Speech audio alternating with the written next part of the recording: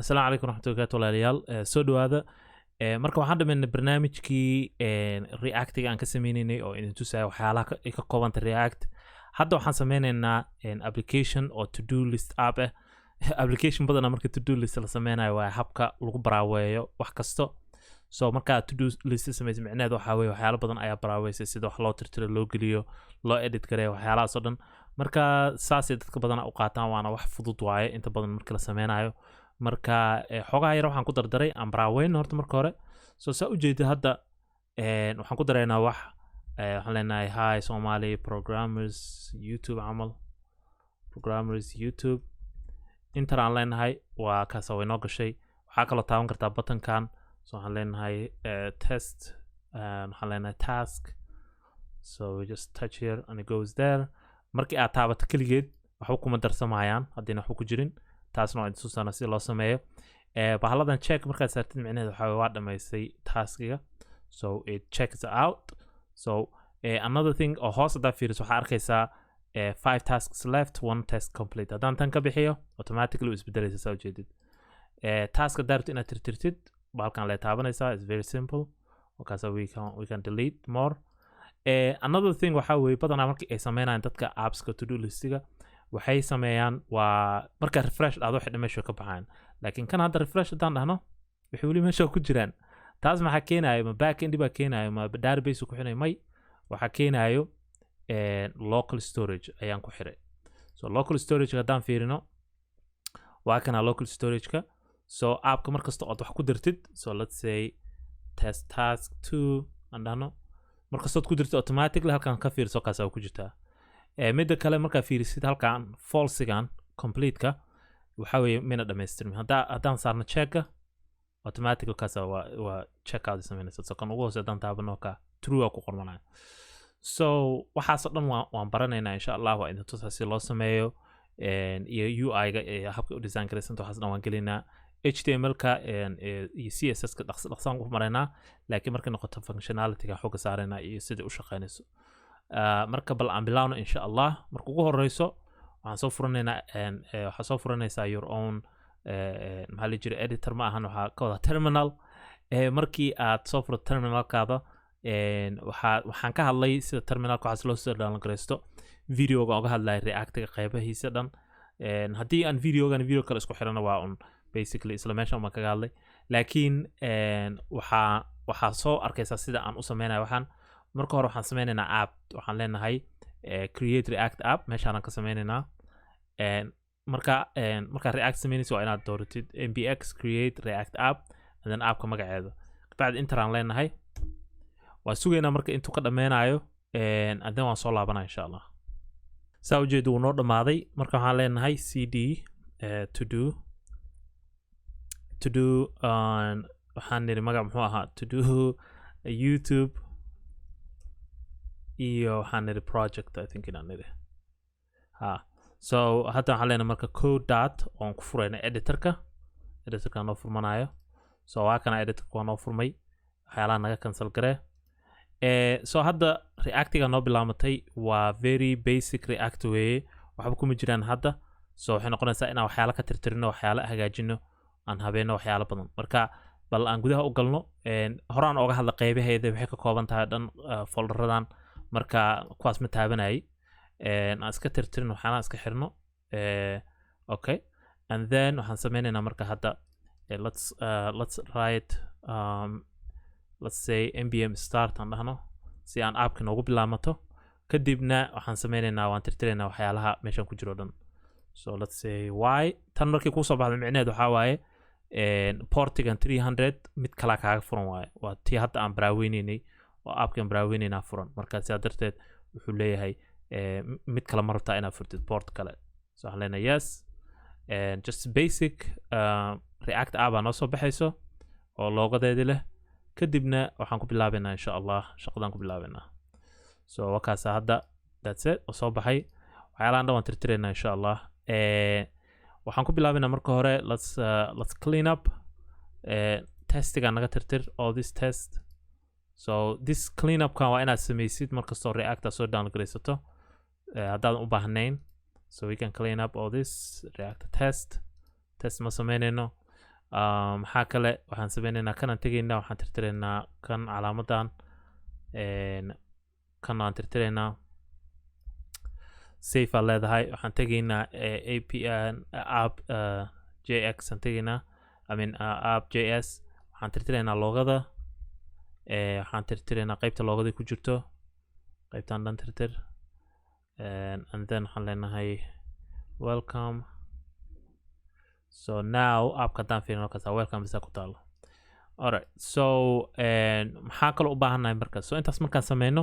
waxaan u baahannahay couple of things inaan sameyno marka. First thing would be inaan sameyno component folder component markasta ood componentyaal kala duwan aad sameynaysid waa inaad kan sameyso components. Okay, so I'll say yes. Next thing would be waxaan u baahannahay in aan kan set up gareyno. Waxaan ku daraya waxaan sameynayaa state of fake ahaan sameynayaa oo aan ku baraaweynayno inta aan state-kanaga caadi ka sameysanayno. So waxaan leenahay constant and then use effect aan isticmaalaynaa not use effect, use state. So halkan waxaan gelinaynaa itemkan waxaa weeye waa empty array waaye. Empty array gudihiisa waxaa ku jiro marka waa the nested array waaye. Waxaa kusii jiro waxyaalaan u baahnayn. So waxyaalaan u baahnayn waxaa ka mid ah texta u baahannahay oo qoraalkii micnaha in la geliyo. So qoraalka waxaan sii gelinaynaa marka do wash clothes aan leenahay. So kan waxaan kusii baraaweynayna waaye laakiin hadhowdii waa wax adiga aad gelinaysid waaye. Waxaan gelinaynaa keyga waxaa u baahan tahay wax random u baahan tahay oo unique micnaha markasta oo wax geliso wax oo micnaha markaas lagu keep garan karo oo sida ID so ID ahaan waxaan isticmaalaynaa math.floor and then waxaan gelinaynaa let's put math.random. Tanna waxaa weeye waa javascript weeye waa hab aad random ku heli karto wax random oo micnaha isku dhex daadsan waa nambaro oo aan gelinayno. So waxaan leenahay waxaan noo gelisaa randomka kow ilaa iyo waxaa gelisaan leenahay let's say 10,000 ama 50,000 aan dhahno. So nambarada u dhexeeya kow ilaa iyo 50,000 iyo wuxuu sameynayaa midba maruu dooranaya micnaha oo random The last thing would be waxaan u baahannahay ilaa ku run yahay statuska is completed ka marka waxaan leenahay false marka ugu horeyso. So false aan leenahay micnaheedu waxaa weeye markii aad wax geliso weli maadan dhammaystirin waayo. So hadda state-kii aan sameysanay let's save state-kii aan sameysanay of course waxyaala isma bedelayaan waa kana. So use state-kii inaan soo gelina u baahannahay. So use state sideeda waa app weli waxaan u baahanna marka hadda inaan bedelno habka uu noogu dhigan yahay meeshaan app.js-ka waxyaalaha micnaha HTML-ka marka ugu horeyso app-ka sidaan u sameynayna waxaa marka hore waxaan sameynaynaa qaabkii u eg tahay kadibna waxaan sameynaynaa functionality-ga iyo wixii laga rabay. So waxaan horta aan copy gareyna marka hore because waxaan u baahannahay dhowr xaba ayagoo So let's say kan waxaan u baahannahay inaan saan dhahno. Okay, so just a couple of things kan waxaan leenahay buy food kan waxaan leenahay pick up kids. Okay, inaa aabbahay saasaa ku garanaysaa. Okay, so waxaan sameynaynaa marka inta waxaan ka sameynaynaa horta marka ugu horeyso aan iska tirtirna kan also aan iska tirtirna kan waxaan kaloo sameynaynaa CSS kan soo furaynaa. Let us get rid of this whole thing iska bixino. So the whole thing select gare delete okay, so inta waxaan gelinaynaa marka ugu horeyso divkaas aan u daynaynaa mid ugu horeyso waxaan ku bilaabaynaa main. So waxaan leenahay mainka wuxuu naga caawinayaa waxyaalihii dhanaa soo hoosgalayo. The second thing would be waxaan gelinaynaa appka formkeeda inta gelinaynaa. So waan sameyn doonaa componentigaas hadda weli maana sameynin. App form aan leenahay waxyaalaan ku baas gareyn doonaa insha Allah. Intan waxaan gelinaynaa the next thing would be to do waxaan leenahay to do list waxaa weeye waa component kale oo aan sameyn doono oo loogu talagalay inay tusto listiga. Tanna waxaa weeye waa tii formkii aan wax ku sameynayna waa. So tan haddaan save dhahno wuxuuna leeyahay waxaas waxu kama jiraan you don't have bahaladaa maba define garaysnaba. So let's create marka. So waxaan tegaynaa components I think spelling كده صح component. Okay, so component waxaan sameynayna file cusub. Fileka cusub waxaan ku magacaabinaa waxaan leenahay to do form.js iyo to do list.js aan sameynayna. To do list.js. So labadaas aan u baahannahay. Labadooda marka of course waxaan u baahannahay inaan wax gelino. So some basic stuff aan gelinayna hadda si ay noogu shaqeyso. So waxaan leenahay import react from react. Kullina waxaan isticmaalanaa functional component marka keep that in mind. So waxaan leenahay function to do list. Okay. Inta eventually props aan gelinaynaa. waxaan leenahay return. So celinaya HTML key. So let's just say h2 to do list here. Okay, let's export default waxaan leenahay to do list export galeyno marka. So hadda save haddaan dhahno oon ka naqaano aan geyno to do formka aan ku paste galeyno just kan la bedelayna marka labadan. So waxaan leenahay to do form. Intan waxaan ku qoraynaa to do form here. So taas waxay naga caawinaysaa in wixii noo organize garaysan yihiin. waxaan tegaynaa inta of course inaan soo import gareyno waaye. So let's import to do form from halkaan kasoo import gareynayna to do form. It should have unexpected empty array pattern line 8. Okay, magaranaa waxa ka wado but laakiin we have waxyaalihii dhan so intii nagu jiraan. So marka ugu horeysa waxaan ku bilaabaynaa horta aan CSS iska habeeno oo aan wax ku darnay CSS ka maxaa yeelay meesha waa wada empty saa marka aad fiirisid waa iska empty.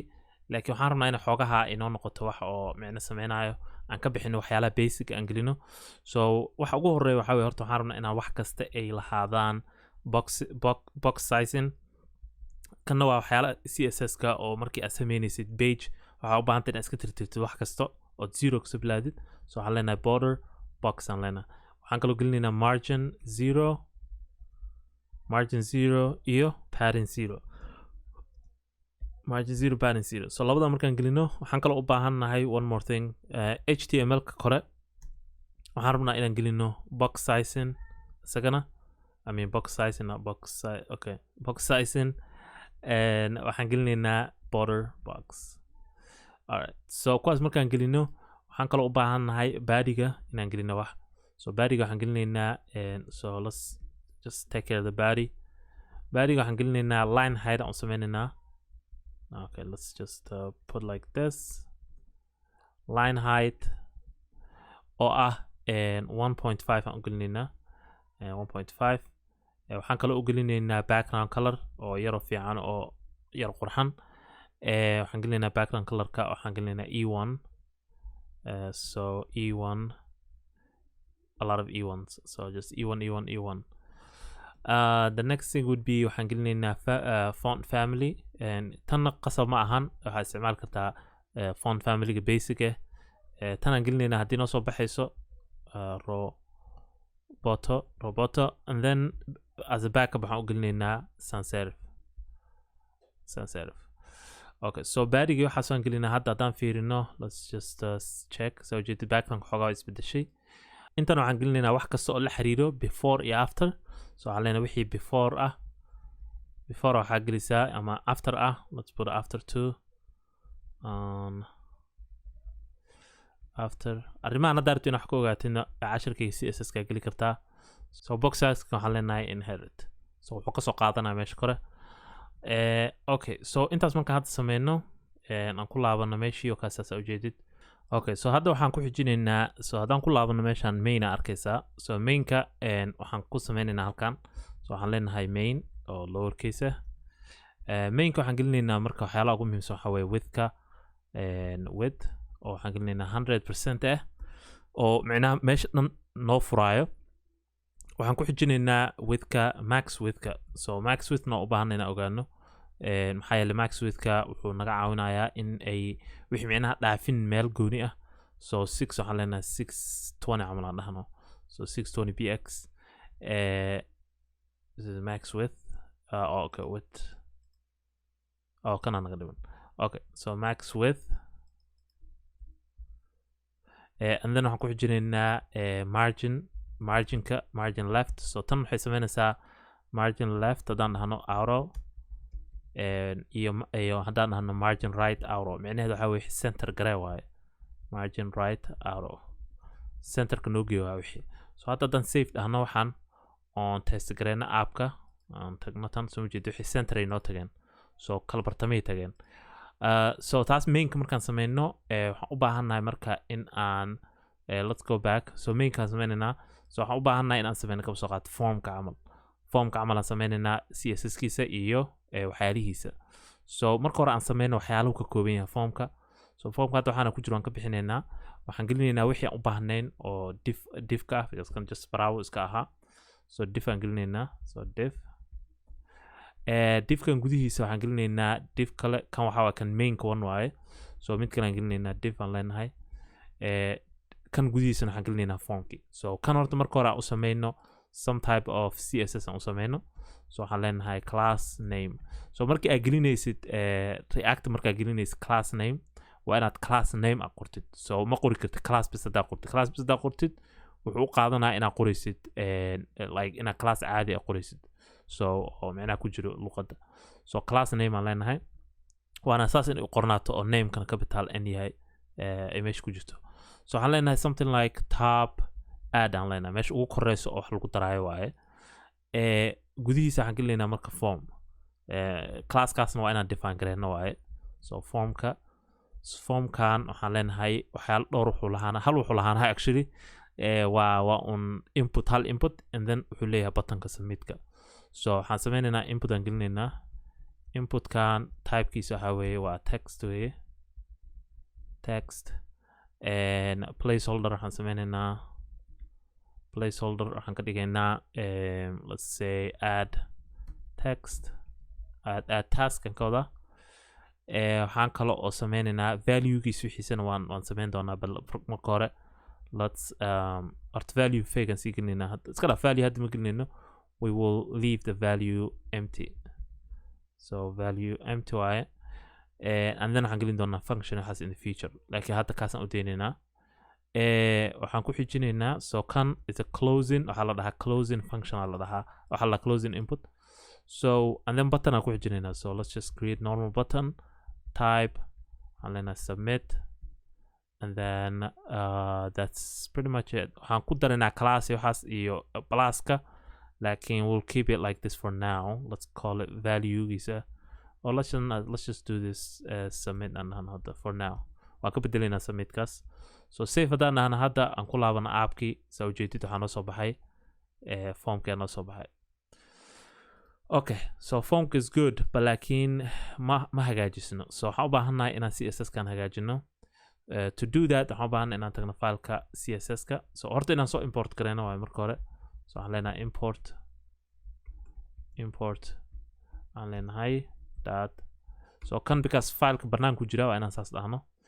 waxaan leenahay app.css so and then that's close it so kaas waxa kuma jiraan hadda because wax ku aadan ma lahan formka waxaan sameynaynaa wixii form ku aadanaa oo hadda classkii hadda sameynay so classkan sameyn wuxuu ahaa top add so waxaan leenahay dot top add classkan waxaan gelinaynaa dhowr wax marka heightka waxaan gelinaynaa aan gelinaynaa waa 65 px waxaan gelinaynaa oo kale background aan gelinaynaa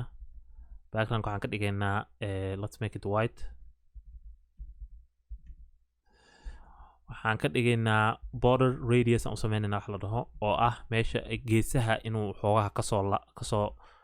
micnaha ka yahay wax oonan sharp ahayn so waxaan ka dhigaynaa 5px dadkii oo css ka soo bartay casharada css kan sameeyey waxaan dhan waa easy u tahay so margin tab aan leenahay tabka inuu micnaha qaybta kore uu wax nooga dhimo oona derbiga kor ku dhagnaanin 24px aan leenahay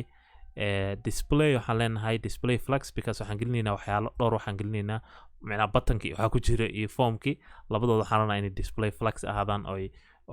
macnaha ahaadaan maxaa la dhihi jiray mobile friendly ahaadaan flex direction waxaan u sameynaynaa flex direction aan leenahay waxaan u sameynaynaa waxaan leenahay column waxaan kaloo u baahannahay inaan sameyno justify contentiga waxaan gelinaynaa space between macnaa space ku dhexeeyo isla ekaysi waa so hadda haddii aan tagno markaa aapka saa ujeedid it's coming together and also waxaan sameyn karnaa we could make it smaller and then waa daawan kartaan sidii wax isku bedelayaan halkaasa ka daawan kartaan so let's just close this and then make this one smaller you could see the changes ka markaas si aadan macnaa markii hore iska bedelo horaa ka arkaysaa alright so this one okay so it's good so formka ku laabanaynaa formka waxaan sameynay input aan sameynay so inputka laftirkiisa wuxuu nooga baahan yahay inaan sameyno wixii la gelin lahaa so marka hore waxaan leenahay let's create a input borderkiisa so let's horta marka hore aan sameyno tab add and then input aan leenahay input kan waxaan gelinaynaa markaa just waxaan gelinaynaa border radiuska inputka formka inputka so waxaan leenahay border radius not border tab radius border radiuska waxaa ka dhigtaa 5px alright so I hope that works out so wuxuu naga caawinaa macnaha inputka laftirkiisa inuu lahaado border radius and waxaan gelinaynaa marka inputka laftirkiisa inaan target gareyno waay marka so we're gonna say input and then waxaan leenahay type text inputka typekiisa ay text tahay because inputyo kala duwanaa jiro meelaha kale markaad tagtid waxaan leenahay widthka waxaa ka dhigtaa 100% boqol ka dhig waxaan leenahay padding left waxaa ka dhigtaa 2.2 remkana waxaa weeye habka wax loo measure gareeyo ama loo hagaajiyo loo sameeyo so rem aan leenahay and then line height aan u baahannahay si aynan wixii isku dulfuulin so line heightka waxaa ka dhigtaa 1.5 waxaan u baahannahay padding tabka aan u baahannahay kor inuu micnaha wax kasoo riixan yahay oo micnaha aanu kor ku dhegnayn padding tab waxaan gelinaynaa padding tabka 0.90 aan gelinaynaa ma baahnin wax badan 0.9 rem markii noqoto font size waxaan ka dhigaynaa font sizeka let's make it 1.5 rem ayadana okay so waxaa noo haray border uma baahnin so it's gonna say border none and then waxaa gelisaan leenahay background color color ma u baahnin background color transparent geliyaan leenahay transparent oh that's it so safe haddaan aan hadda isbedelaa geeska saa ujeedid so from this hadda saa ujeedid waxaa soo baxay sidii aan ribna camal yuu usoo baxayaa waxaan kaloo u baahannahay in aan sameyno so hadda markaan sameyno formka inputkan sameyno buttonkii waa kana marka buttonka ma rabno marka inuu submit meesha ku qornaado waxaan rabnaa pluska inay ku qornaato because waa meesha haddaa fiirisid waa kana plusa ku qoran so pluskaas waa meesha font awesomeka naga caawinayso habab kala duwanaa loo gelaya laakiin habka ugu fudud aan arkay waxaa gelinaysaa meeshaan waxaad tegaysaa publica indexaa tegaysaa just halkaan le waxaa gelinaysaa linkigan aan hadda ku gelinayo so we're just gonna paste font awesome cdn aa la dhahaa basically waxay naga caawinaysaa in aan batanada sameyno font awesome cdn waa just css caadi ah so waa soo link garaynaysaa kabacdi waa css ku dhamaata soo ma jeedid marka kana wuxuu naga caawinaa integrityga waa basically waxay ogaanaysaa inay ka imaado waxaan font awesome iyo waxyaalo kale naga caawinaysaa marka so markaan save dhahno waxaa ma dhacayaan because weli maana gelinin waxba halkan so buttonkan markaan wax gelinayno waxaan u baahannahay in aan gelino maxaa la dhihi jiray font awesome so font awesome markaan gelinayno waxaan u baahannahay gudihiisaan gelinaynaa bahalka buttonka meeshaan submit gelin lahayn font awesome kaan gelinaynaa so let's put a button here waxaan leenahay I and then waxaan leenahay class name class namekan waxaan ka dhigaynaa font awesome waaye so annagana waan ku dareynaa wax baan ku dareynaa si aan u yaro qurxino fa plus and then waxaan leenahay class aan ku dareen annagaan leenahay la dhaho plus icon yaan ku dareynaa anaana samayn doono balkan so save aan leenahay so you can see buttonka wuxuu isku bedelay that so css ka dan ku laabano on isku dayno in aan buttonka wax ka bedelno waxaan sameynaynaa waxaan u baahnaa inaan u sameyno buttonka wixii siduu ekaan lahaa so let's go back to the css or the css kan ku laabano kan naga xir so waxaan u baahnaa button inaan sameyno so let's go to button so buttonka waxyaaluhu yahay waxaan leenahay all unset aan leenahay macnaha wax kasta oo ku jiro buttonka ka saar basically and then waxaan leenahay positionkiisa waxaa ka dhigtaa relative waxaa kaloo ka dhigtaa font sizekiisa waxaa ka dhigtaa 30 px waxaa kaloo oon dhahaynaa colorkiisa waxaa ka dhigtaa colorkan at 75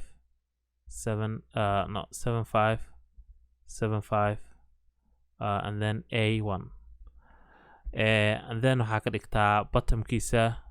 oo micnaha inta space u jiro bottomka waxaa ka dhigaysaa 2.4 rem aad leedahay and then floatka waxa weeye waa right waxaan rabnaa inuu geeska dhinaca right-ka imaado so float right aan leenahay and then right-ka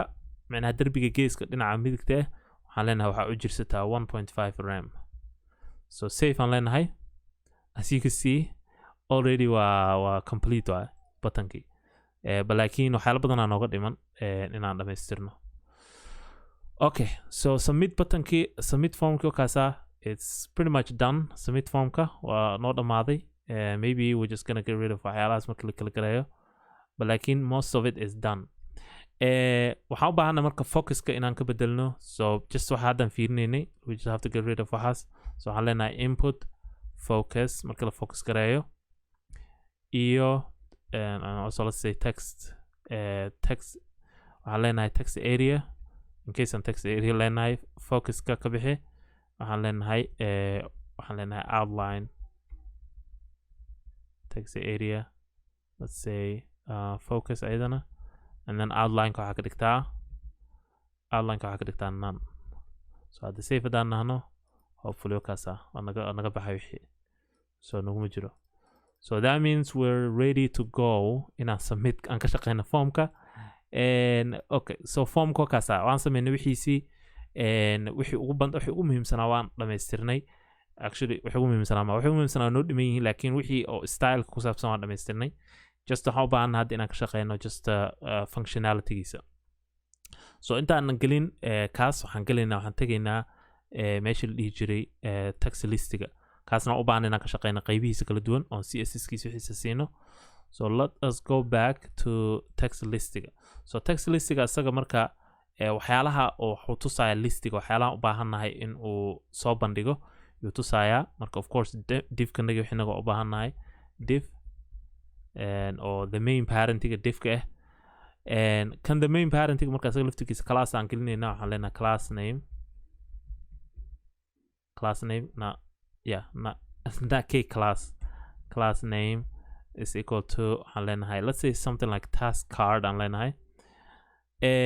waxaan kaloo gelinaynaa marka meeshaan waa meeshii la tusi lahaa waxyaalihii oo listiga but we will see insha allah waxaan gelinaynaa inta let's put the title-ka iyo wixii oo dhan iyo batanada yararka ahaa sida kuwaan camal so batanada yararka all this stuff aan tusayna insha allah let us add another div kale aan ku darno so divkan wuxuu naga caawinayaa in case aan u baahno macnaha markii aan dhan dhahno wixii ayuu naga caawinaa so logic aan gelinaynaa hadhowdii but hadda waxaan gelinaynaa let's put something like class name is equal to task done so waxaan gelinaynaa task done so classkaasna dib aan ka samayn doonaa but actually hadda let's put task header aan gelino task header and then hadhowda waxaan gelin doonaa class la dhaho si logic oo micnaha oo markii qofka uu saan dhaho uu isbedelayso wixii aan gelin doonaa alright so kaas markaan sameyno task header waxaan u baahannahay title-kii aan u baahannahay so div kale aan u baahannahay so divkan waxa weeye waa title-kii oo qeybtan qoraalkan so waxaan leenahay asa classka waxaan siinaynaa class name waxaan ka leenahay task title always marka aad sameynaysa classya waxaas waxaa fiican inuu micno sameynayo classka oo micno leeyahay okay so intaas waa qaybta kore waxaan u baahannahay marka inaan sameyno meeshaan hadda for example horan idinmaan tusin hadda idin tuso waxaa weeye waa input waaye ma ahan actually meel oo lagu soo bandhigaa text ma so kan haddaan rabno inaan wax ka bedelno waxaan leenahay finish client work soma finish waxaan leenahay finish homework so hadda haddii aan ka tagno micnaheedu waxaa waaye waa edit gareyna waaye so editinga daarta inaan sameyno so refresh daan dhahna hadda sideedii joogaysaa micnaha waan edit gareyna so waxaan u baahannahay inaan actually ka dhigno inaan ka dhigno u baahannahay task input inaan ka dhigno input inaan halkan ka dhigno so input aan leenahay inputkan of course wuxuu lahaanayaa type oo text wuxuu kaloo lahaanayaa ilaa hadduu ku roon yahay waxaan gelinaynaa value aan gelinaynaa but for now we'll just make the value empty and then waxaan gelinaynaa hadhowdin waxaan gelin doonaa functionkii wixii aan u baahnayn aan gelinaynaa functionality so halkaas nagu soo xirkaas waxaan u baahanna marka batanadii yararka ahaa inaan gelino meesha before aan taa sameynin horta aan CSS ka shaqeyno hadda saa ujeeda waxaa meesha ku yaalaan because CSS maana ka shaqeynin even hataa daan weyneyno you'll not see anything CSS kan ka shaqeyno so CSS ka waxaan u baahannahay task card kan in aan marka hore sameyno so let's create a task card let's go to here so task cardka waxaa weeye waa meeshii la gelin lahaa informationka oo aan micnaha soo tusi lahayd so task cardka waxyaalo badan uu leeyahay laakiin marka hore waxaan ku hormarinaynaa task card actually dot task card waxaan ku hormarinaynaa marka hore display flex waaye maxaa yeele waxyaalo badanaa soo hoosgalo flex wuxuu kaloo noqonayaa flex directionkiisa wuxuu noqonayaa column waxaan ka dhigaynaa positionkiisa relative aan ka dhigaynaa to others waxyaalaha kale alright so waxaan kaloo u baahanay inaan sameyno headerka so waxaan leenahay dot task card dot task header qasabna waa inaan isku soo hoosgelisid waa aniga waxaan ku sameeyey less aan ku sameeyey marka hore marka aan sameynayo appka so tan waxaan gelinaynaa backgroundkiisa waxaan ka dhigaynaa waa headerka waaye waa qoraalka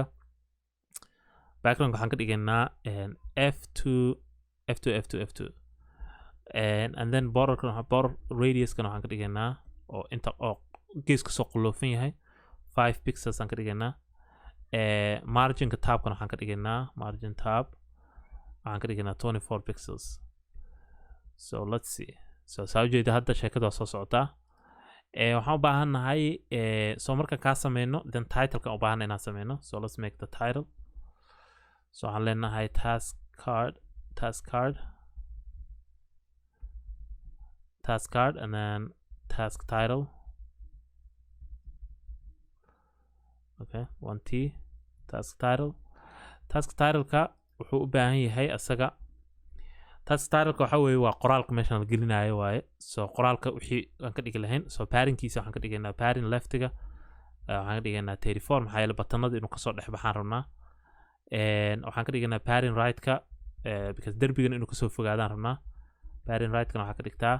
20 pixels markii noqoto colorkiisa waa black waaye waa titleka waa qoraalka waaye so just gonna say black daarta waxaa gelin kartaa baaladii nambarada display flex aan leenahay qasab maaha but I just wanna flex inaa meesha ku lahaa si uu responsive u noqdo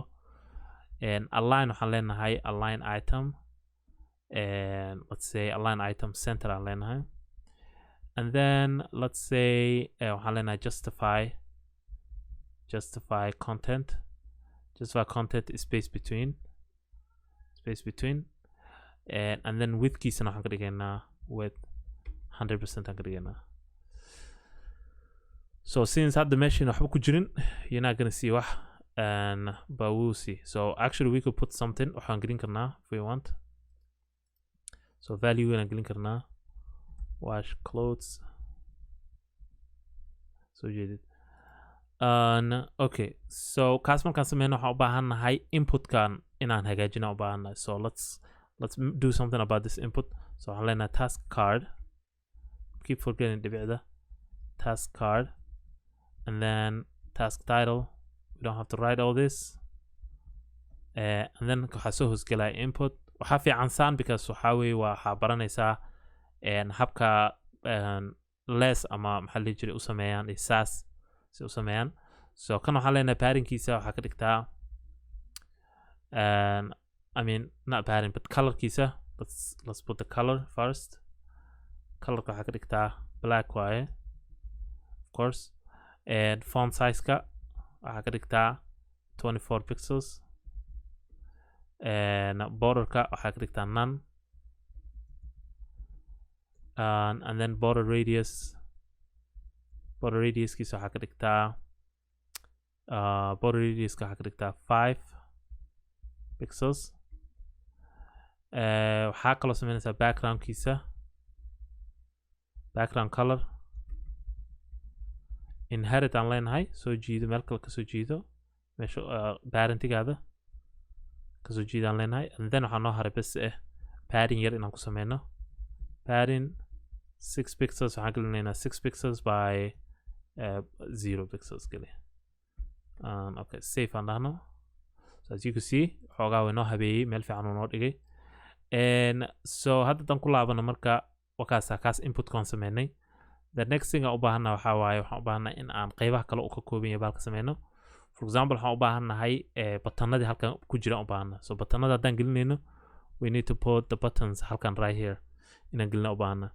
So batanadan waxaa naga caawinaya of course font awesome-kii. So I waxaan leenahay I class name is equal to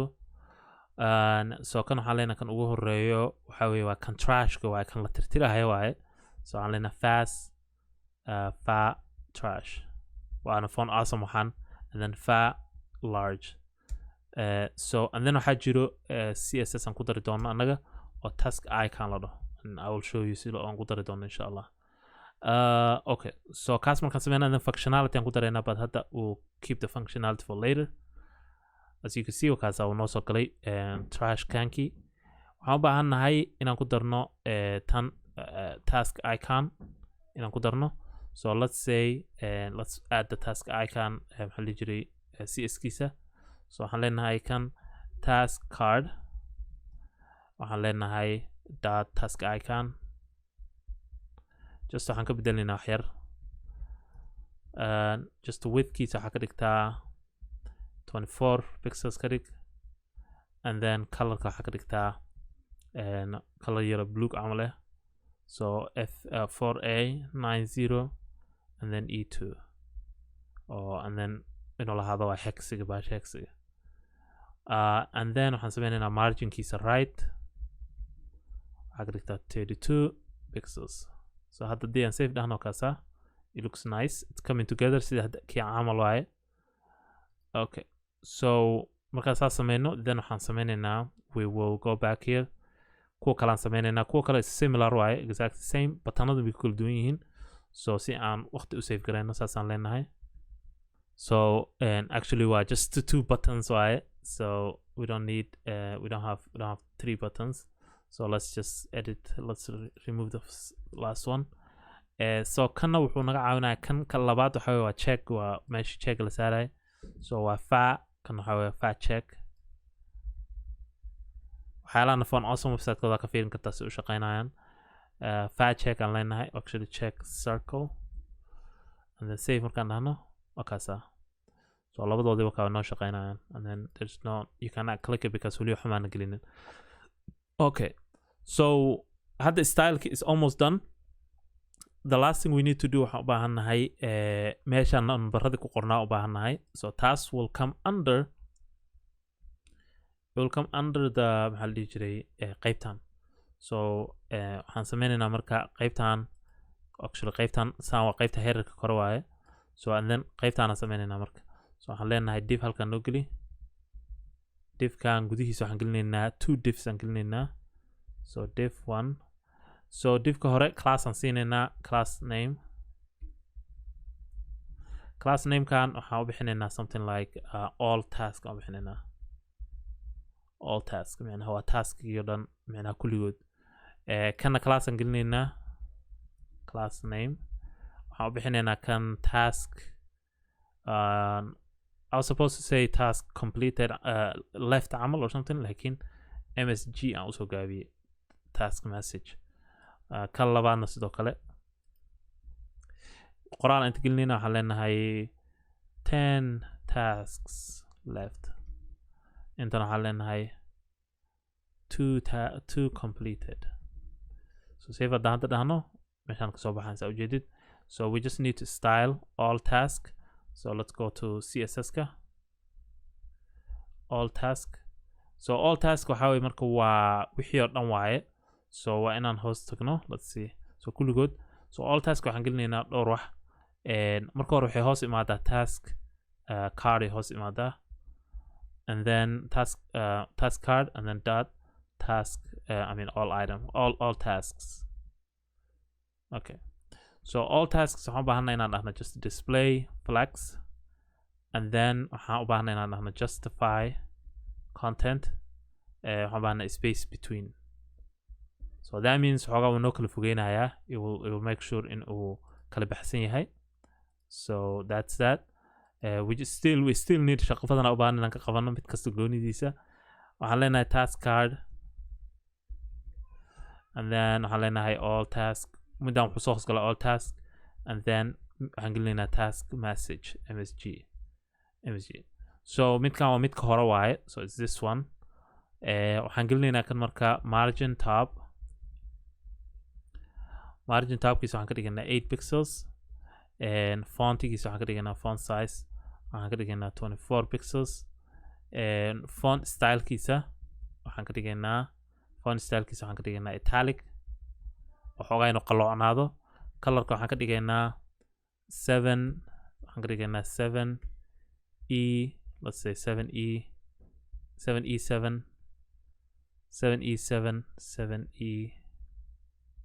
and then 7e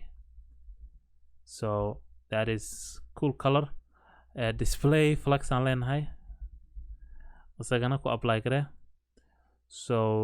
that should affect it but it seems like it's not affected oh we have a color here okay that should definitely affect it what are we missing I think si qalad aan u gelinay oh tasks okay got it okay so it should have changed lakin waa ma isbedelin alright so the second thing waxa weeye kan inaan ka shaqeyno so task manager I think this one is the right one right so it's not just task message so we have to add right this one okay let's go down to here and aan ku darno task message right so we're just gonna copy all this and actually all this and then waxaan gelinaynaa task message dot task message MSG complete alright so tana waxaan gelinaynaa marka waxyaalihii aan u baahnayn for example just same thing exactly halkan but just opposite ka so instead of actually it's exactly the same so let's just save it should be exactly the same I don't know why I made two things not complete right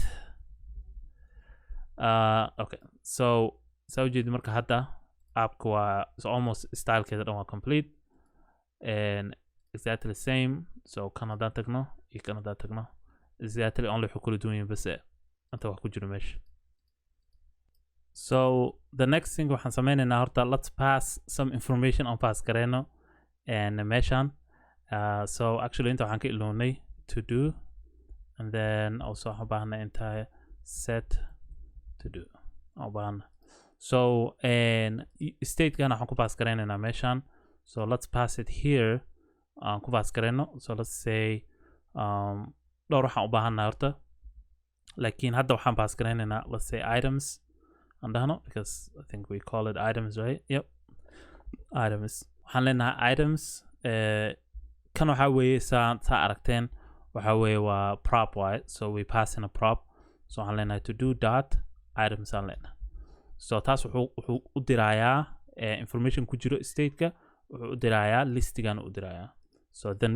we could render markaas si aan state u test gareyno and then hadhowdii just waxaan u baahanaa functions inaan sameyno kan laftirkiisa u direynaa so let's just copy the same thing items so formkan u direynaa si aan uga tusno hadda u baahano formka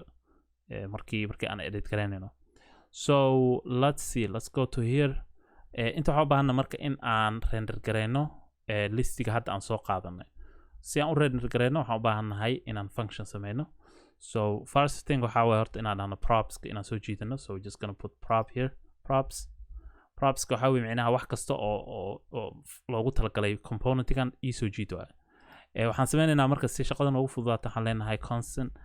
items waxay la mid yihiin props.items so instead of aan isticmaalinayn maanta dhan props aan isticmaalinayn .items just aan isticmaalinayn items waxaan u baahnaa marka inaan render gareyno to render waxaan gelaynaa halkan intaan ka render gareynayna waxaan u baahanaa inaan sameyno mapping function wax la dhaho so items aan leenahay .map and then inta waxaan leenahay waxaan gelinaynaa calaamadan item oo mid kasta oo micnaha soo baxo waxaad ka dhigtaa functionkan u dir waayo so function aan u direynaa so let's do that let's copy this one aan tagno meesha hoose ugu dambeyso qaybahan dhan oo inta aan la gaarin meeshan so inta waxaan leenahay ku paste gareynaynaa and then waxaan gelinaynaa calaamadaas taas waxaa weeye calaamadan ugu horeyso waaye kuwan kale labadan kale qaansooyinkan kalena waxaa weeye waa iska helna kan qaansooyinka kalena waxaa weeye waa midaan iyo midaan weeye so wixii aan u baahnayna meeshan ku render gareynaynaa marka hadda inputkan marka waxyaalo inuu lahaado waaye so let's make it one line aan ka dhigno wax kasto macnaha each line meeshii aan hadda dhihi lahayn meeshan clothes aan dhihi lahayn all we have to do is just waxaan leenahay inta waxaan leenahay item dot waxaan leenahay text aan leenahay maxaa yeelay hadda ku laabana kan state waa kana textigaan u baahana so text aan leenahay midda kale so let's actually render that marka hore so ujeedid of course kulli waa soo wada baxeen so wixii meeshan ku jiro waa state ku jiro was that easy sheekada dhan saas u fududahay so saddexdan state hadda mid kale haddaan ku darno if we add another one aan dhahno render gare midkaana so pick up kids soo ma kana waxaan leenahay drop of kids aan leenahay alright so mid kalena oo idin tusaya hadda for example haddaan dhahno right click on aan tagno we have to cancel log it inaan cancel log gareyno waaye so let's cancel log it waxaan ku sameynaa cancel log halkan cancel logna waxaa waaye markii aragto inaad ogaatid waxa ku jira meesha waxaa kaa tusaayo so waxaan leenahay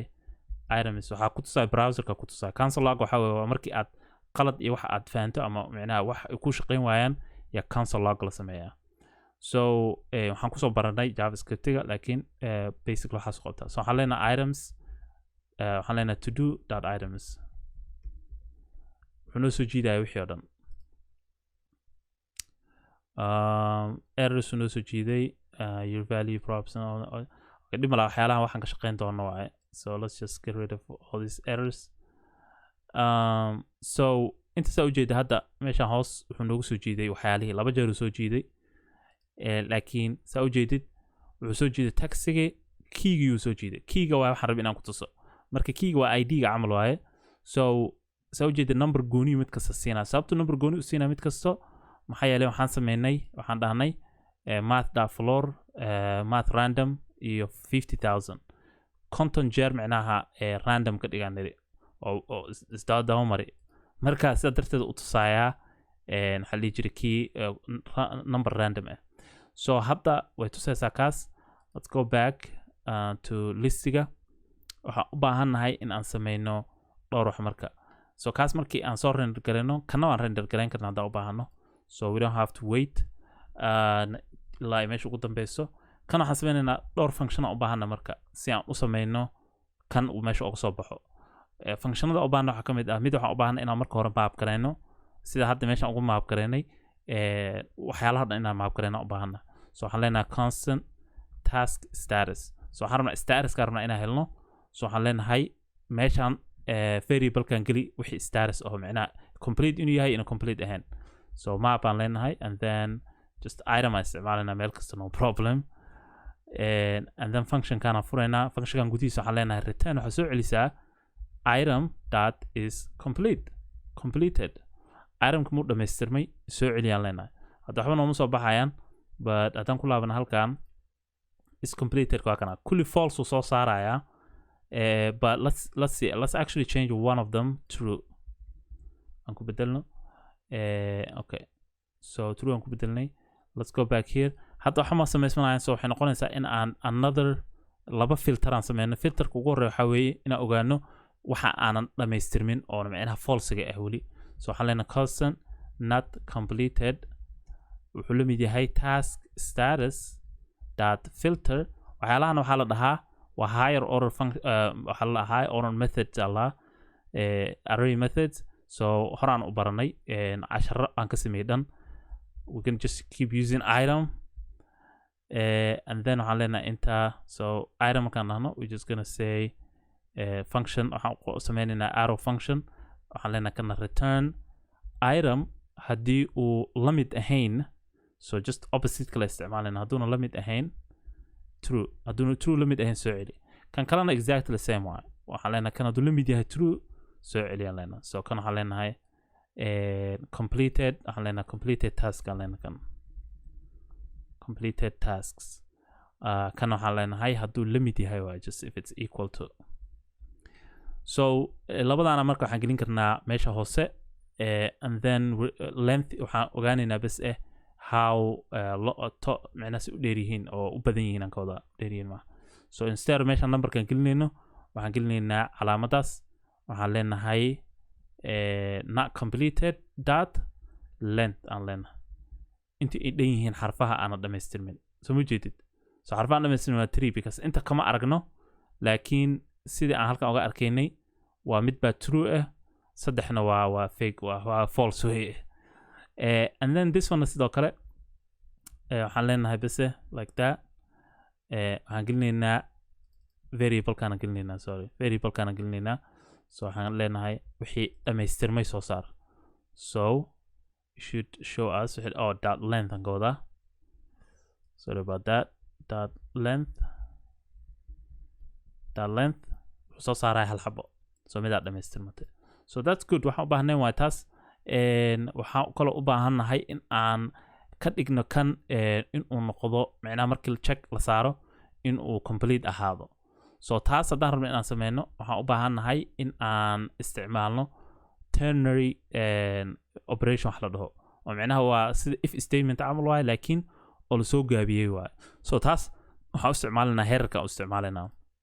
heerarka classkan gelinay so waxaan leenahay classka waxaan sameynaynaa is equal to instead of kan waxaan leenahay waxaan gelinaynaa bracketka so bracketka waxaan leenahay item dot is completed macnaheedu waxaa weeye itemka midkaan hadda ku jirno hadduu completed yahay waxaan leenahay waxaa sameysaa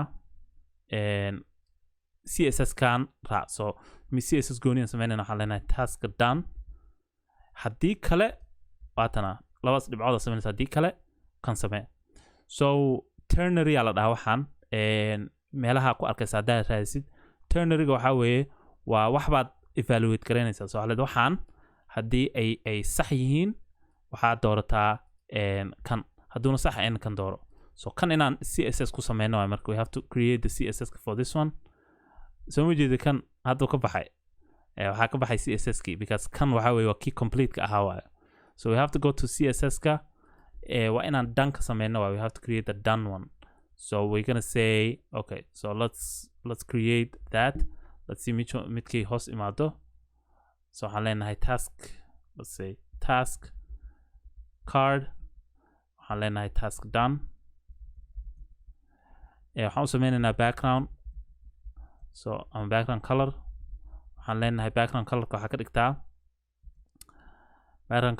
nice background so b8 ee aan leenahay 8 and then waxaan leenahay waxaa kaloo gelisaa border radius sida kuwa kale camal because waan ka bixinay classka remember dhan oo hore ugu jiray bx waxaan gelinaynaa display flex aan gelinaynaa and then align item waxaan leenahay center and then margin tabka hagaajinaynaa margin tab waxaa ka dhigtaa 24 alright so save aan leenahay so saa ujeedid wakaasaa hadda ma check garayn karno because ma lahan micnaa of course there's nothing going on laakiin kan micnaa wuxuu sheegayaa in uu dhammaystiran yahay oo complete u yahay haddaan halkan tagno aan kan ka dhigno true save aan dhahno soo jeedid kana isbedelaya so hadda kana waa 2 remember so had functionality hadda is like almost just waxaan u baahannahay functionski aan ku shaqayn lahayn aan u baahannahay but most of it is close okay iska bixina kan okay so ternarygaasaan sameynay waa fahantay ternaryga wuxuu yahay waxaan u baahannahay marka the next step would be inaan functions ka sameyno oo ku shaqayn lahaa wixii so functionska waxaan ku sameynaynaa app.js aan ku sameynaynaa so we're going to create here dhowr function oo midkii lagu dari lahaa wax midkii laga tirtiri lahaa midkii waxaasoo dhan aan ku daraynaa so let's start with how to add marka hore aan ku darno horta waxaan handle garaynaynaa wax la yiraahdo handle change so let's say camal formka haddii aad taabatid siduu isku bedeli lahaa so once you touch the formka submit haddaa dhahna hadda argaya waxa dhici doona wuu refresh gareemaya calaamad oo plus halkan gelin wuxuu gelinaya calaamad question mark waxaas ma rabno marka we don't not want that so handle change aan sameynayna marka so haddii wax isbedelaan formka maxaa dhacayo waxaa la dhahaa inaa controlkiisa aad control garayso waa bahalka so function aan sameynayna meeshaan functionka waxaan leenahay handle change so event inta gelinaynaa lacala haddii handle change haddii wax aad laga sameeyo formka gudihiisa wax lagu qoro because hadda fiiri hadda waxa ku qorno waxma qormanayaan exactly haddii wax lagu qoro waxaan leenahay horta waxaan handle garaynaynaa horta farta new edit aan leenahay so form aan sameynaynaa editka waxaa sameysaan leenahay waxaa gelisaa to do geli to do-gana waxaa weeye waa stateka weeye waa kan weye to do-gan geli wixii micnaha la bedelo to do geli waa so new editkana wax ka hagaajinayna marka new edit dot items dot textiga oo ah qoraalka la gelinayo waxaa ka dhigtaan leenahay event dot target dot value meeshaan haddii aan sharaxo waxaa weeye basically wixii kasta wax kasta aan ku qorno waxaa kala mid dhigtaa wixii stateka ku jiray kala mid dhig waa so just isdaba soconayaan so mar kasta wax ka bedesho wixii state ku jira isbedelaya so taasna waa habba loo sameeyo waa react so waxaan leenahay marka wixii ka soo laabta marka so markii aad wax bedesho isla markiiba waxaa gelisaa stateka geli oo ku bedel so waxaan leenahay set to do waxaad gelisaa set to do-gana waa kana waa methodka loo isticmaalay in wax looga bedelo stateka waxaan leenahay new edit kaas geli so save aan leenahay hadda still nothing will work because waa in aan pass garayna waa functionkan inaan ku pass garayna waa formka so we're gonna go to here intaan tegaynaa waxaan leenahay handle change is equal to handle change so function kile handle change all right so close that so hadda waxa ma dhacayaan because we did not even accept that handle change so waa inaan tagna inta aan dhahno haddii wax isbedelaan saan u sameen so kana layman kala duwan aan ka dhigaynaa let's make it different lines so input kan gelinayna we're gonna put it in the input and also halkan waxaan gelinaynaa let's pass the props waxaan gelinaynaa inta wixii aan u baahnayn oo information ka imaanayay maxaa la jira stateka props dot items dot text aan leenahay waxaan leenahay kaas geli ama haddii aynan kaas jirin waxaa ka dhigtaan leenahay empty ka dhig okay so that's how loo handle gareeyo hadduu eber yahay waxaa jira marka method la dhaho on change waana waa arrin la xiriirto dhinaca javascriptiga on change waxaan leenahay props dot handle change geli handle change so kan waxaa weye micnaha waxaan leenahay soo qaado functionkii aan halkan ku sameynay soo qaado kabacdina formkan ku apply garee so hadda hadaan save waxaa ku qori karnaa kaasa isna mana prevent gareynayo. Alright, so that's that. waxaan kale u baahannahay function kale inaan sameyno. So function kan kaasa function kale u baahannahay oo lagu dari lahaa wixii. So haddii ay micnaha aan submit ahna baalka saa ujeeda hadda still waxyaalo badan ka qaldan submit hadaan ahno, so uma baahni waxaas inay sameeyo. So intaan u sameynayna function cusub waxaan leenahay function add item oo soo yareynayna, and then event aan leenahay wixii micnaha eventiga waxaa weeye anything oo lasoo submit gareeyo waaye, wax kasta oo dhaco oo meeshan ka dhaco formka saan ku sameeyo waaye. So waxaan leenahay event wixii dhaco waxaan leenahay waxaa jiro function oo loogu talagalay oo leedahay React ama JavaScript laftigeeda prevent default aa leedahay. Prevent default waxay naga caawinaysaa formka markii every yahay ama every ahaan hadduu rabo markii la submit gareeyo inuu meesha refresh ku sameynayo. So hadda camal haddaan wax ku qoro submit dhaho refreshku weli waa ku socdaa. waxaan leenahay let text input. So waxaan leenahay textiga la soo geliyo waxaa kala mid dhigtaa to do dot items dot text oo ah micnaha tan camal tan waay. So waa to do dot items dot text waa kaasa kala mid dhigaan leenahay. So what is it? Yeah, so taas markaan sameyno waxaan sameynaynaa marka, and then we have to inaan process gareyno waa wixii la soo geliyo meesha. So waxaan leenahay let new item wixii la soo geliyo meesha waxaa ka dhigtaa saan u geliyaan leenahay. So formatkan u geli text waxaa gelisaa tan geliyaan leenahay variable kan. waxaan kale oo gelinaynaa keyga waxaan gelinaynaa kanaan gelinaynaa waa random kan math random kan yaan gelinaynaa. markii noqoto is complete na because marka ugu horeyso la soo geliyo inuu false ahaado, because baalka markii aad wax soo gelisaba haddii uu yahay already completed macna ma sameynayso. So that's that. Okay, tan waxaa naga qaldan, so let's just do that. Okay, so markaan saa sameyno waxaan leenahay marka inaan pass gareyno waaye informationkaas, laakiin intaanan pass gareynin waxaan u baahannahay markii la submit gareeyo waxyaalahan inuu naga tirtirina u baahannahay. So waxaan leenahay waxaan leenahay let's just put an if statement here. If new micnaha waxaan ka wadaa wixii la gelin lahaa hadduu ever yahay haba gelinin camal. If new item text haddii inaan waxba ku jirin, so haddii wax ku jirin saana loo sameeyaa. haddii wax ku jirin micnaha hadduunan empty ahayn waaye, hadduunan empty ahayn sorry I mean hadduunan empty ahayn waa opposite-ka micnaha haddii wax ku jiraan waaye basically. haddii new itemka haddii wax ku jiraan saan samee waaye do this. So waxaan sameynaynaa variable kale,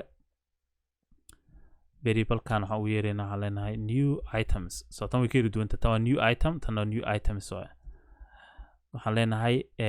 waxaan sameynaynaa waxa la dhaho spread operator waxa la dhaho. So spread kan wuxuu sameynaya wuxuu soo qaadanaya wixii already sameysnaa oo ku jiray state-ka soo qaadanaya oo dot items aan dhahno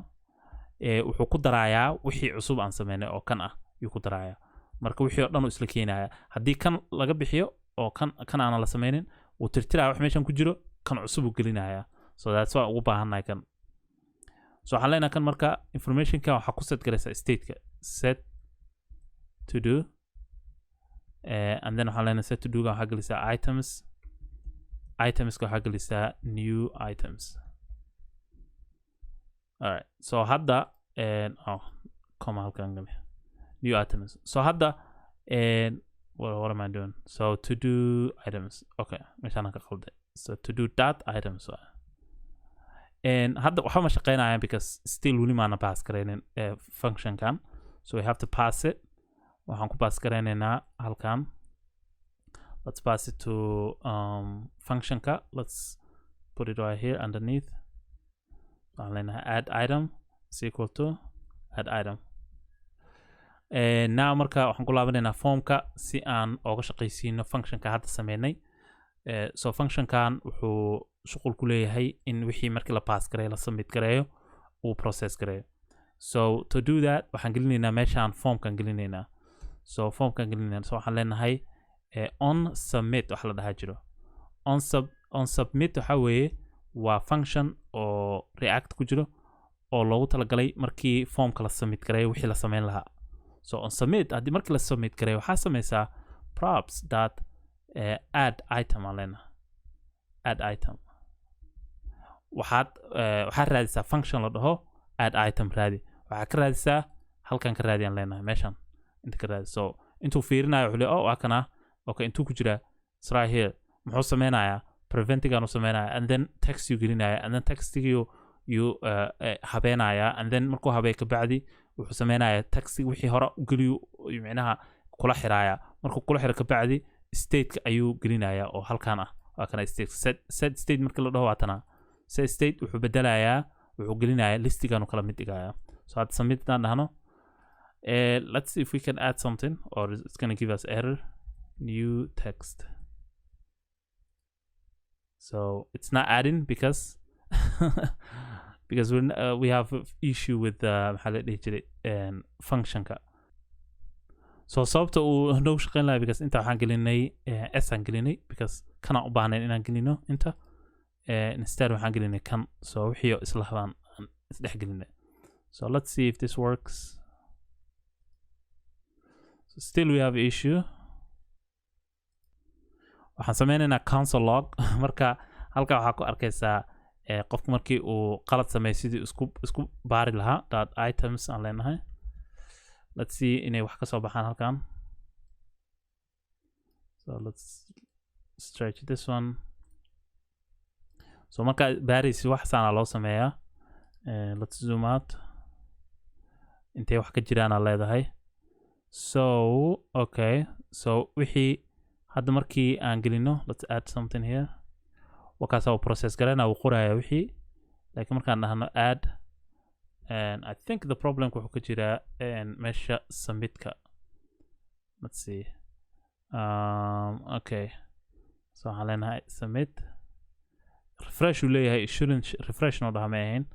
it should say prevent. Let's see preventing aan fiirnayna wax ka qaldan. So markii la submit kara item markii loo yeero waa in uu function markii loo yeero waa in uu diido. Okay add item let's check that out. Okay haddaan garto meesha dhibka ka jiro because meeshaan waxaan niri add item oo capital A ah so we could do that and then say submit. Let's see let's hope inuu shaqeeyo hadda marka. Okay so hadda uu noo shaqeynaya finally. So as you can see midka ugu hooseyso waxaa ku jira 5 waana kan weeye halkaan ha fiirina noo kaasa. So far uu noo shaqeynaa hadda. Okay so it says halkaan 4 tasks 2 tasks haddaan taabana kan it will not work because weli maana kaas maana hagaajinin halkaasa waa galay 5 tasks not completed. So alxamdulillah waa noo shaqeeyey functionkaas alwaysna bahaladan waa adagiin markii noqoto functionka hagaajintiisa. So make sure inaad iska habayso qayb kasto. The next step would be inaan sameyno ilaahay tuu ku roon yahay sidii wixii loo edit garan lahaa laakiin waxaan ku xijinaynaa before editka waxaan ku xijinaynaa sidii complete loo dhihi lahaa aan ku xijinaynaa. So let's do the complete ka marka hore oo macnaha check marka la saaro inuu wixii ogolaado. taas laftirkeeda xataa is a little bit complex waaye laakiin waan dhamaystiri karnaa insha Allah. Function aan leenahay complete to do aan leenahay so that will be the function. So kan waxaan siinaynaa key aan siinaynaa sababta key u siinayna because waxaan rabnaa keyga waxaa waa ID un base waxaan rabnaa midka uu complete dhahay inuu ogaadaan rabnaa. So waxaan leenahay constant waxaan leenahay complete to do waxaa kala mid dhigtaa waxaan leenahay to do dot items dot map. So waxaan map gareynaynaa marka itemyadii aan map gareynaynaa on dul maraynaa si aan u ogaano midkii aan rabnay in aan dhamaystirno on dhahno kan wuu dhamaaday. So kan waa just normal function oo waxaa la lahaa method waxaa la dhihi jiray waa advanced array methods. So waxaan leenahay hadda marka variablekan waxaa gelisaa itemskan aan soo wado wixii ka soo baxay. So itemskii aan map gareynaynaa wixii ka soo baxay. So waxaan sameynaynaa if statement aan sameynaynaa waxaan leenahay if to do dot key. So to do dot key waxaa weeye waa kan weeye this one state ku jiro this one to do dot key gaas hadduu la mid yahay معناها if it's exactly the same as kan camal oo naloo soo pass gareynayo markaan check siino uu soo diraayo if it's the same then waxaan leenahay markaas waxaa sameysaa return waxaa soo celisaa spread to do معناها to do oo dhan soo celi oo معناها kuwaan dhan soo celi kulligood kabacdi waxaa kaloo soo celisaa calaamadan la dhaho is completed oo ah opposite ah معناها sidii tahay si ka duwan ah so calaamadaas markaa ka hormariso oo معناها calaamada tacajubka ah oo معناها waa dot oo hoos ku taalo معناheedu waxa weeye waa dabamari waaye isbedel ku samee waaye so siduu yahay si kala ka dhig waaye so is completed so معناها hadduu true yahay wuxuu ka dhigayaa false hadduu false yahay wuxuu ka dhigayaa true so that is very powerful waaye markii noqoto inaad wax samayso so else waxaan leenahay haddii kale haddiina saa sheeko saas ahayn waxaa soo celisaa return to do معناها sababta aan leenahay return to do is because haddiinan معناها uunan ahayn true hadduunan ahayn ama false ahayn then the rest is soo celi waaye معناها waxaa ma aha midna midkaas marka maba haysan mid lamid ah laakiin we could just get rid of this one haddaan rabno laakiin we'll keep it so hadda kaas markaan sameyno waxaan u baahanna marka waxaan complete kan inaan state-ka ku bedelno so mar kasta ood samaysid wax isbedel waa inaad state-ka bedesho so state-ka bedelaynaa so state-ka markaan bedelayna waxaan leenahay items waxaan leenahay waxaa ku bedeshaa completed to do okay completed to do yeah completed to do so exactly the same menu spelling iska saxaysaa spelling ma saxno so we're just gonna correct it alright save aan leenahay so saa ujeeda hadda waxyaalihii waa isbedeleen hadda sidii meesha ahayn waa iska bedeleen so weli maanan pass garayna waxbo but things changed I don't know how that changed because waa refresh garayna never mind waa refresh garaynay because hadda sorry hadda haddaan dhahno refresh haddaan wax gelino oon enter dhahno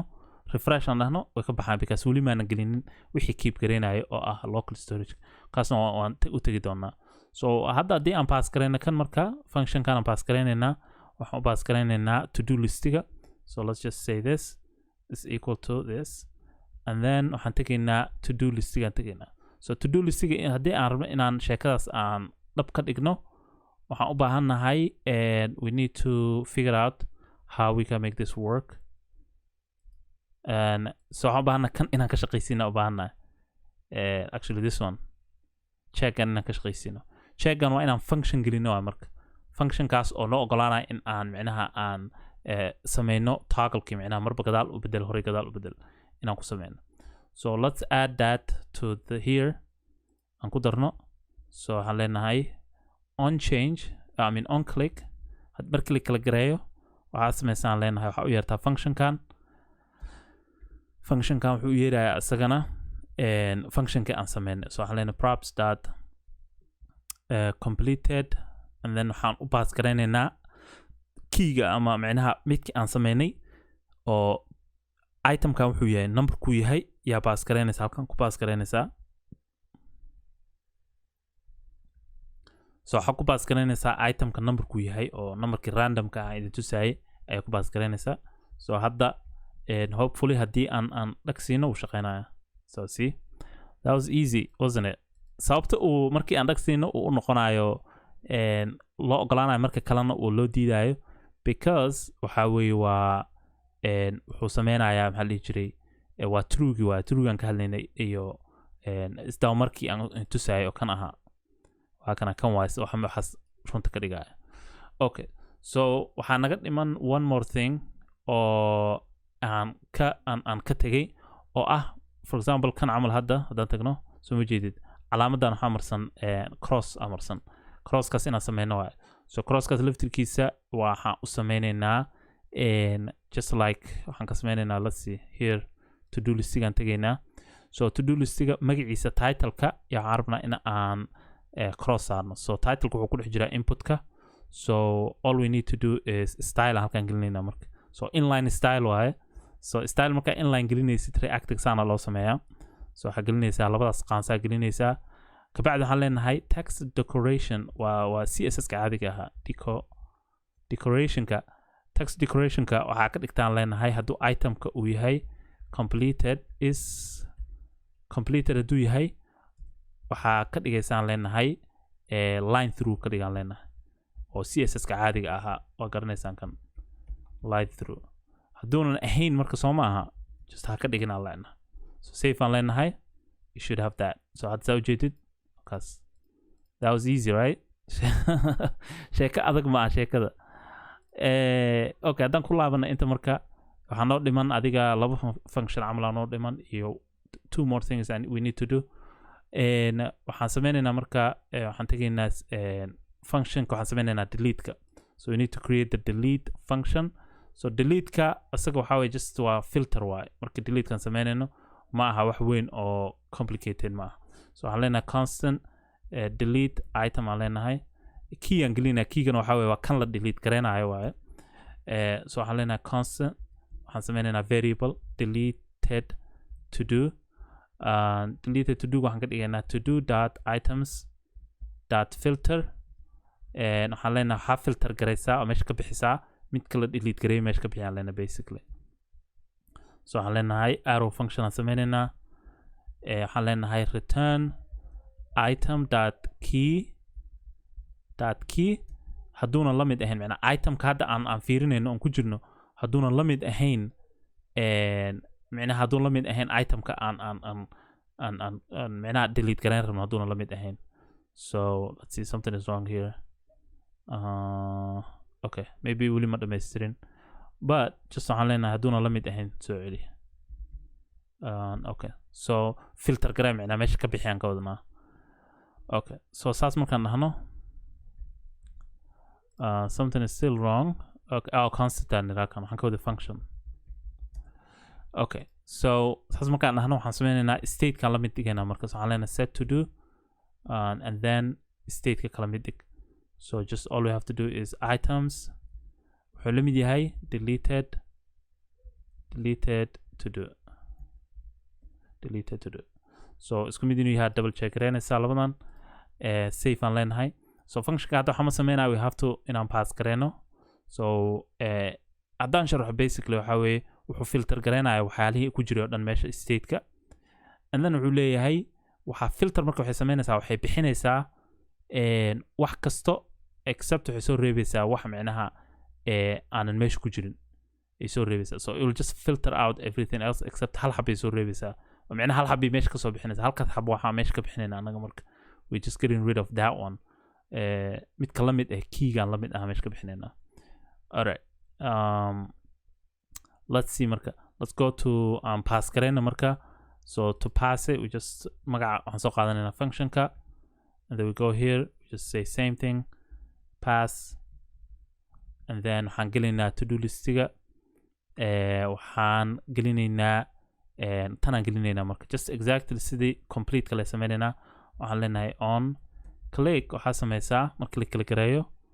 waxaa sameysaa aan leenahay functionkan raangare so waxaan u dhiibaynaa arrow function and then arrow functionka waxaan leenahay laftigiisa waxaa raangareysaa props dot deleted item raangareeyaan leenahay and then waa inaan u dhiibno item dot keyga inaan u dhiibno waa si uu u garto midku yahay so hopefully uu shaqeynayaa so let's delete something oops waxaan ku daraynaa markaas waa noo shaqeysay so alxamdulillah it's going good so far sheekada waa socotaa okay so hadda waxaa noo haray marka the only thing waxaa update-ka iyo waxaa noo haray sidaan ku sameyn lahayn state-ka aan ku macnaha aan local storage-ka aan ku hagaajin lahayn so waxaan gelinaynaa marka hore marka update-ka so function aan sameynaynaa waxaan leenahay set update aan leenahay functionkan wuxuu update gareynayaa wixii ku jiray meesha oo halkaan ku qoraya so hadda haddii aan wax ku qorno nothing waxba kuma qormanayaan so waxaan u baahannahay just like sidii aan u sameynayna handle change-ga camal in aan kan u habeena u baahannahay si micnaha wixii noogu shaqeeyaan so kan waxaan leenahay marka waxaan sameynaynaa variable edited waxaan leenahay edited item is equal to do dot items so every time wax sameynayso waa inaad filter garaysid waxaan leenahay map waxaan gelinaynaa inta item mid kasta soo jiidaan leenahay arrow function gudihiisa waxaan gelinaynaa if statement waxay fiirinaysaa marka midka la filter gareynayo midka la edit gareynayo iyo waxay leedahay macnaha saan u edit gareey basically so waxay leedahay ka reeb kuwa kale kan hadduu la mid yahay keyga dan saas u sameeya so basically waa sida camal markii la delete gareynayo so item waxaan leenahay item dot key hadduu la mid yahay keyga nala pass gareeyey oo korna la siiyey which we didn't pass key iyo also waxaan u baahannahay text halkaan u baahannahay because waxa la edit gareynayo waa text waa qoraalkana la edit gareynayo so waxaan u baahannahay keyga iyo qoraalka la edit gareyn lahaa labadaba haddii saas yahay then waxaa samaysaan leenahay waxaa soo celisaa return marka hore waa in aad soo celiso kulligeed horta marka hore waxa dhan kulligeed kabacdina waxaan leenahay waxaa edit gareysaa wax ka hagaajisaa textiga wax ka hagaaji else waxaan leenahay so we'll say else return itemka so return item macnaha soo celisaa textiga soo celi haddii aadan edit gareynin just simple as that so once we do that and then we just set to the state it's easy as that wallahi sheekada ma fududo macnaha waqti iga qaato waxaan inaan hagaajiyo oon isku dubrido laakiin waad samayn kartaa haddii aad waqti geliso aad laftirkaada so waxaan ku set gareynay variable kanaan ku set gareyno so hadda save haddaan nahno and we pass this kan haddaan pass gareyno intaan ku pass gareynaynaa so we're just gonna say props kana u direynaa let's go to listiga propka marka wuxuu naga qaabilayaa qaybta textiga so form inaan gelino waaye ilaa uu gurno yahay meeshan inputkan gudaha ku jiro so this input inaan gelino waaye so inputkan markaan gelinayno marka waxaan leenahay we just gonna go down here so waxaan leenahay on waxaan leenahay on change so we did okay did we do on change oh we did on click okay on change haddii wax markii la bedelo waxaan sameynaynaa waxaan leenahay wait why did we did on click wait I think we did it wrong here okay so on click is supposed to go here this on click and halka aadamayn is supposed to go to this button kan ana qaldan sorry so we're supposed to put it here okay ana qaldan maybe waxa ma arki so on change waa kana inta on change waxaan sameynaynaa on change haddii wax la bedelo waxaan gelinaynaa horta marka hore waxaan u baahannahay itemka la bedelayo kadibna waxaan sameynaynaa let's create a arrow functionka gudihiisa waxaan soo jiidanaynaa functionka nagi oo ahaa set update I think that's what it is set update right set update and then waxaan ku ekaysiinaa set update-ka waxaan gelinaynaa qoraalka la qoraayo so waa wax isdaba joogo waaye so waxaan leenahay target dot value so qoraalka la qoraayo waxaan leenahay u dhiib macnaha u dir ayaan leenahay and then waxaa kaloo u dirtaa item dot key u dir labadaasba u dir si uu wixii u update gareeyo so save haddaan hadda we should be able to change this otherwise error so both that drop of kids actually we cannot do it because waxaa naga maqan let's see error ku jira umalena meesha so on change let's put the on change behind and gelino value gadaashiis and gelino so let's put it right here okay so props are gelinay okay and target value item key okay so and then text go kasa and then value go kasa okay let's save it first we can edit anything let's go back to here wax kana qaldan yihiin okay so haddaan fiirina kan I don't see wax qaldan let me see so labadan is daba marina horta marka hore I don't think it makes difference key okay so waxaan niri edited kan waa sax set to do items Okay, item dot key. Okay, to do items. I don't see anything oo ka qaldan. Usually markii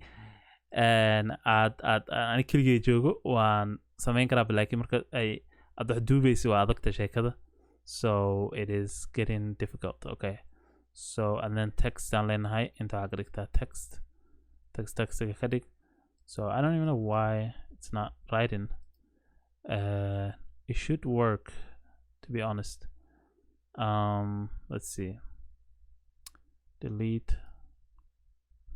Or maybe we didn't save this. Oh, that's why. update iska xataa maana save garin doqonimadana oo doqonimadeyda tiina ma aniteyda waa kala lahaad.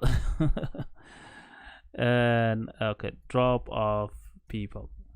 So that's it. So that changes. So we will only know markii aan save garayno. Yeah, we will only know markaan save garayno. So let's add this something here.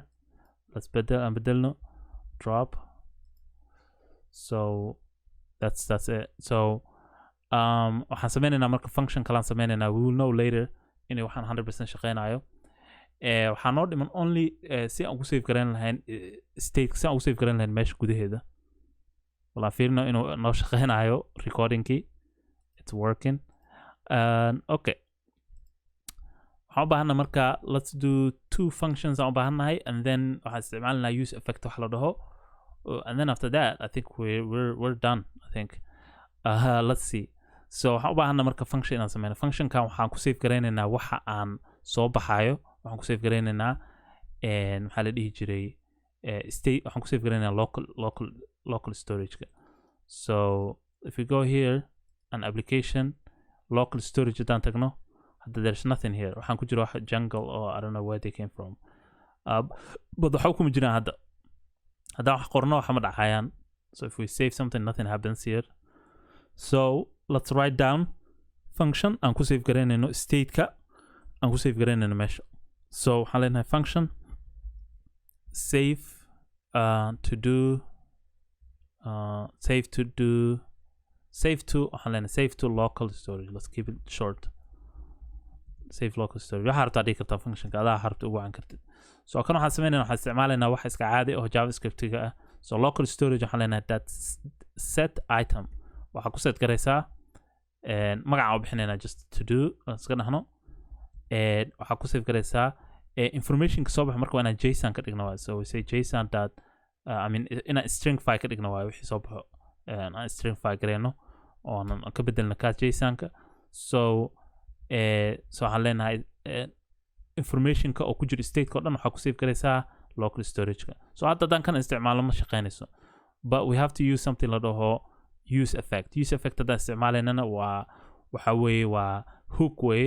Use effect waa hook baa la dhahaa. waa wax micnaha loo isticmaalo ay leedahay react ay leedahay oo functions ka loo isticmaalo. meesha ka isticmaalo component did mount camal kana isticmaalaysaa. waxaan sameynaynaa kan marka wuxuu noo sameynayaa let's use it. So waxaan leenahay not that. So waxaan leenahay use effect markaas sameynaysid marka meel ma dhex gelinaysid. Do not put use effect micnaha gelinin function kale iyo meel kale ha gelinin. ayada banaanka inay joogto waa qasab markasto. So function ka noo fur, and then gudaheeda waxaan gelinaynaa function kana gelinaynaa. We're gonna put it right this function. Gonna copy it, put it right there in the middle. Use effect marka waxay leedahay waxa la dhaho wax ay micnaha ay ku shaqaysaa jiro oo saana leedahay waa empty array waaye. empty array hadduu empty yahay micnaha saan hadduu empty yahay micnaheedu waxaa waaye markii bahalkan ay componentigan ay mount garaysmato ama ay istaagto, markii ay render garaysmato ka bacdi ayuu hal mar soo furmanaya oo micnaha use effect-ga ay bilaabanaysaa. haddaa laakiin wax geliso markasta waxaas isbedelaan use effect-ga way furmanaysaa. So waxaan gelinaynaa inta let's put to do items. micnaheedu waxaa markasta oo to do items wax iska bedelaan ku save garee local storage-ka waa. So run garee function kan run garee. So that makes a lot of sense. waa u baahannahay. Okay, waxaan kaloo sameynaynaa function kale. function kan let's create this function. waa functionkii soo jiidi lahaa informationkii ku jiray local storage so local storage markaan ku save gareyno waxaan u baahnaa dan inaan soo jiidno markaas function waxaan leenahay get local storage aan leenahay local storage waxa ku jira nooga soo bixi see looga soo bixinaya waxaan leenahay horta marka hore waa inaan qualifier sameyno oon dhahno haddii waxaan jiraan saan ka dhig oo micnaha saan samee so waxaan leenahay if local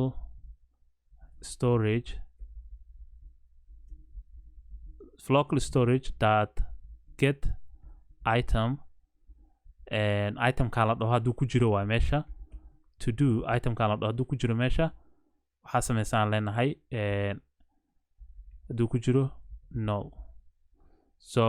micnaha haddii tan micnaha hadduu ku jiro maaha waxaa waaye waa get item soo qaba waaye micnaha laakiin waxaan u diidaynaa micnaha in uu marka hore wax empty soo qabto so then waxaan leenahay tan waxaa sameysaa saas hadduu yahay micnaha oo meesha waxba ku jirin haddiina waxba ku jirin meesha waxaa sameysaan leenahay local storage dot tan actually qasab ma ahan dib baan ugu soo laabanaynaa we doing the same functionka kore but just in case inoo shaqeyn weyso set item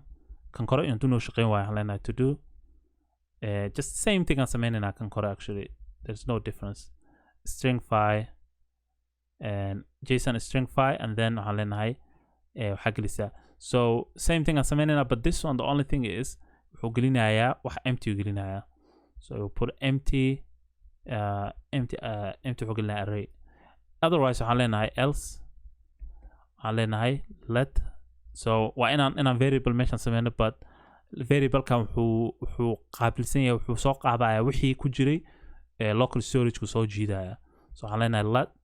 waxaan leenahay local data informationkii datada localka ahayd waxaa weeye waa saan waa json waa inaan dhahno parse maxaa yeelay already way stringify tahay waa inaan parse gareyno ka dhigno sida anaga rabne so parse aan leenahay waxaan leenahay local storage dot get aan leenahay itemkaan la dhaho soo jiid to do ayaan leenahay item markuu soo jiida kabacdi wuxuu sameynaya marka waa stateka aan gelino waa set to do and then stateka geliyaan leenahay itemkan so items waxaa kala mid dhigtaa local data kala mid dhig local data inta ka dhiga datankooda so okay so kana markan wuxuu u baahan functionka wuxuu u baahan isaga laftirkiisa use effect u baahan yahay so we use effect and then use effect gudihiisa waxaan gelinaynaa functionkan and then wuxuu soo jiidayaa kan marka kan wuxuu soo jiidayaa wixii ku jira meesha it will run every time markasta oo ay meesha ku jiraan ayuu kasoo bixinayaa so every time bahalka uu run gareysmo wuxuu kasoo bixinaya wax ku jira local storage so local storage kan run gare so kan waxaa weeye waa the first time bes waaye so all we have to do is just empty waxaan ka dhiganaa empty array okay so that was really long but hopefully wuu shaqeyn doonaa and all we need to do now is let's hope inuu shaqeeyo so waxaan sameynaynaa marka kuwaan aan ka bixinaynaa meesha because uma baahnin hadda annagaa qoran karno so let's just get rid of all this meeshaan ku jiro dhan meeshaan ka bixino and an empty waxaan ka dhiganaa empty state aan ka dhiganaa so empty state so hadda waxaan gelinaa marka let's put something in it let's refresh ma shaqeynaya something is wrong marka let's see and where did we get it wrong sheekada okay so we have to go back exactly let's check inuu ku jiro local storage inay wax soo jiidayaan so to do soo jiida hadda empty waaye waxa markaan geliyo waa gelayaan wixii so it's going in there and it's going in there let's add another one waa gelayaan I don't know why it's doing that that's weird it's in there so let's add another one so 3 so way ku jiraan wixii it's right there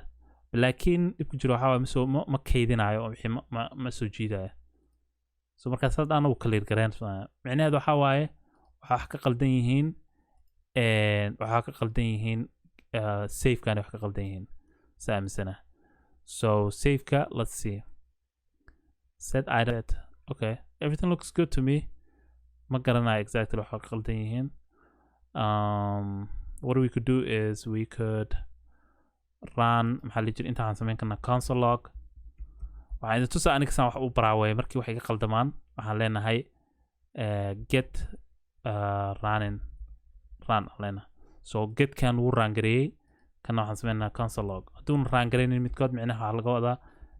ma shaqeynayo. So save run. So waxaan sameyn karnaa console log aan tegaynaa. We're gonna go to console log. So marka ugu horeysa labada way run gareynayaan of course, laakiin marka wax la bedelo save run, save kii run gareeyay but the get ma run gareynin. Okay, wuxuu leeyahay waxaa run gareeyay save kuu run gareeyay oo meeshuu geliyay laakiin ma run gareynin getka. So this one is the one that did not run. So why it did not run? Let me move it to the top actually. Kan korkiisaan geeyo. So let's run again. Oh, it's working guys. وشقينيسا because hadda haddii aan wax geliyo aan dhaho saas save is running, let's refresh. Yep, it's working because getka hal mar inuu run gareey ahayd. Remember markii programming la dhaho been ma sheegaya programmingka marka sidiisa waa. So getkan hal mar bisuu shaqeynaya saa ujeedid waana halkiisi maruuna shaqeeyo mar kale inuu shaqeeyo maaha. Hadda local storage haddaan tagno waa kaasaa. So wixii waa ku jiraan. If we add something more local storage ka, and if we save, if we refresh local storage ka hayso. So sheekada isku dhamaatay saa aaminsanahay. Appka waa kaasaa complete aa leedahay waa kaasaa kan complete aa leedahay waa kaasaa wax waa ku dari kartaa directed and then complete. So basically sheekada dhan waa intaas waay. Appka lagu sheegayo dhan oo lagu sameeyo reactiga waa kaasaa. xoogaa waqti igu qaadatay baasha inaan dhamaystiro. fadlan channelkan haddaa ka heshay subscribe deh. waxaan sameynayaa insha allah barnaamij live aan sameynayaa on dadka su-aalooda uga jawaabaya markay noqoto react wixii la xiriiro. xoog waxaan saaraynaa casharada react routingkan soo saaraynaa. fadlan subscribe ku dhufo. waa ogta waxaan waqtiga qaatay qofkii sameeyo tutorial bisa garanayo waxyaalahan waqtiga qaataan. just inaan sameeyo bis updatekan let's see set updatekan inaan ka shaqaysiiyo wuxuu qaatay like 2 hours camal igu qaadatay inaan ka shaqaysiiyo. kuwa kalena wuxuu qaateen maalmo inaan ka shaqaysiiyo. waqti badan uma haynin. So maalin kasta wax yaraan ka sameynayay. So it takes time waxyaalahan waqtiga qaataan. fadlan subscribe ku dhufo. casharo kaloo badan aan soo wadaa reactiga ku saabsan iyo barnaamijyo kale oo ku saabsan programmingka. khayran idiin rajaynaya insha allah. aad u mahadsantiin insha allah. asalaamu calaykum waraxmatullahi wabarakaatu.